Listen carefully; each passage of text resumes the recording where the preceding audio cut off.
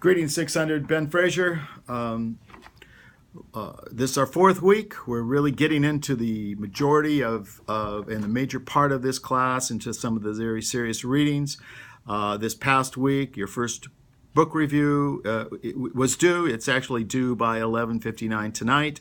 For those of you that are still working on it. Wonderful book. Two of my favorite ideas in those books was not on shalom, which I know all of you've read, but also symbolic generosity, which is just this wonderful term that we need with our symbols, not only with our economics, our money, and with our time, but with the symbols that we use, with the words and ideas that we communicate, that we're generous with them, we're loving with them. And so I think Quentin Schultz has done a very good job of capturing many of the important parts of our Christian faith with regard to communication. And so I look forward to looking at those, Dr. Ward and I, at those papers, and we getting them back to you as soon as we can. Now, this week we have light reading, what I call and consider light reading. We have Kinnaman book. It's in the content section on week 4. So you go to the content section and look there, and you're going to see where you can download 2 or 3 chapters of the book, The Unchristian. And essentially what this book does is it interviews, through the Barna research group, interviews non-Christians and asks them, what is your view of Christianity? Now, one of the things that this class and other classes at the university here tells you about communication is that context is so important. We need to know what people think and know already about the topic in which we are communicating.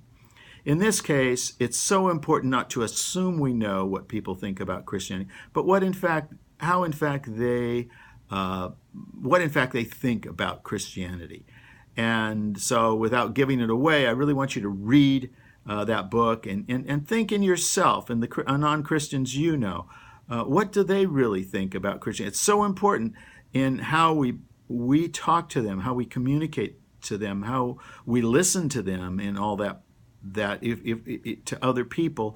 It's so important for us to know what they really are thinking about the Christian faith. If we don't really know that, we really can't communicate the most effectively. And so that's why I wanted to give this week this book and give it some time, so we just really begin to think about how others come to know and understand and interpret the Christian faith.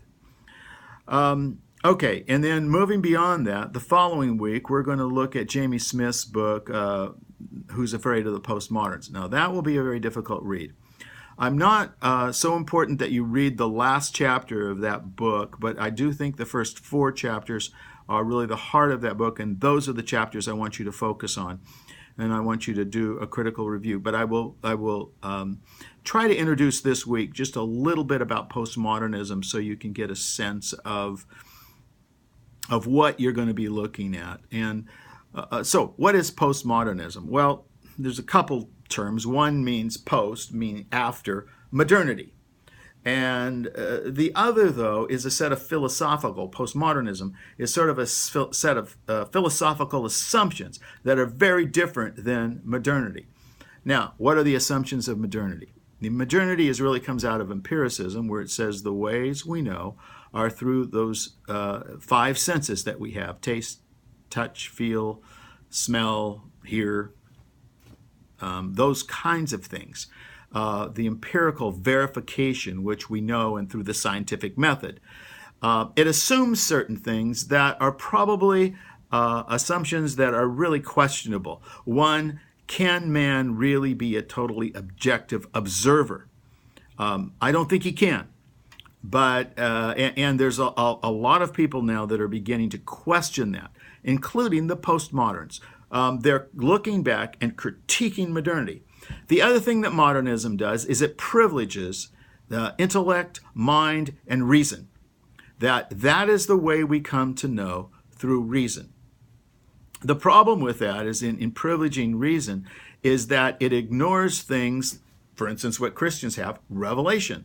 How we come to know God and what God has for our life is through God's self-revealing word, the Bible, and also through God's self-revealing process of getting to know his son, Jesus Christ.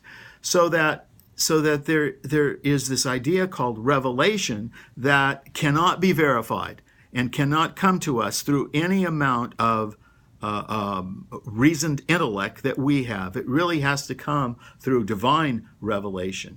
Beyond that, when you limit everything just to your mind or to reason, as Descartes said, I think, therefore I am, it's all mind, we ignore the body. We ignore the fact that we, as Jamie Smith says in another book, we, before we are thinkers, we're feelers.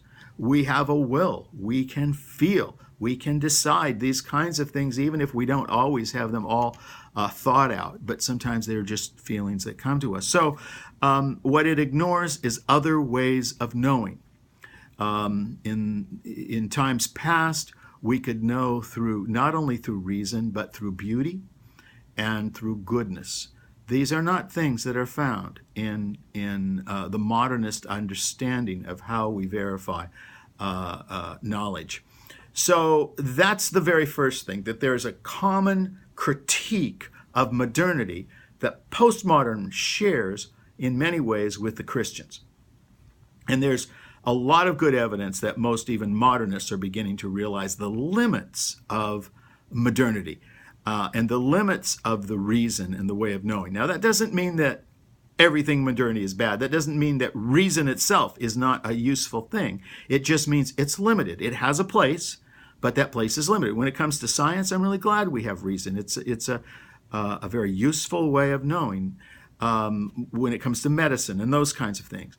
But when it comes to the ultimate questions of God and his purpose in our world and in our life, when it comes to heaven and hell, of life after death, those kinds of issues cannot be verified through the empirical skills and knowledge that we have.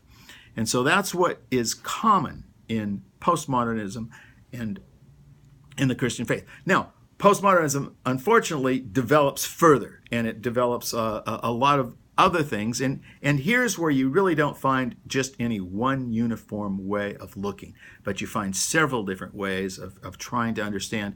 And here's where postmodernism really goes awry and has not found a settled, solid way of understanding or knowing. And so there's some problems with postmodernism, just as there's problems with modernity.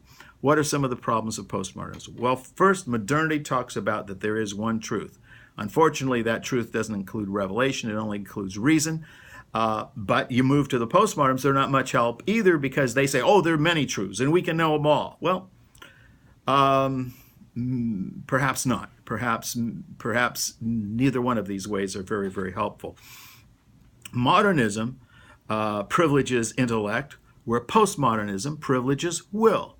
My argument would be both will and intellect are important, plus things like beauty and goodness and things like that. Goodness meaning the ethics, beauty meaning the beautiful that God has seen in the beauty that he has made. Modernism, which already suggested, privileges reason. Postmodernism privileges emotion. Now, emotion's it's part of our embodiment, and it's important to understand and take that into account. It does affect how we come to understand and know. And so that's good, but yet it by itself, emotion by itself, is not the only way of knowing. And so there's other things that need to be developed there. Modernism believes in some morality or absolutes. Postmodernism believes in more relativity and things that are relative. And so how do we come to know and what is our ethical values? And neither one of these, modernity or postmodernity, has the final say in my opinion. Modernism talks about purpose and design, where postmodernism talks about play and chance. And I think anybody with just looking at this objectively, as objective as we can be, or honestly, that's probably a better term, would say that all those things are important. There are times when play is so important for our mental health and for our ways of seeing and knowing. So I don't want you to think that I am trying to privilege modernity over postmodernity, or that Jamie Smith is trying to do that. Nor is he privileging postmodernism over modernism. What I think he is suggesting is that we, and oftentimes Christians, don't really think about modernity and think a whole lot about postmodernism and see all the flaws in it.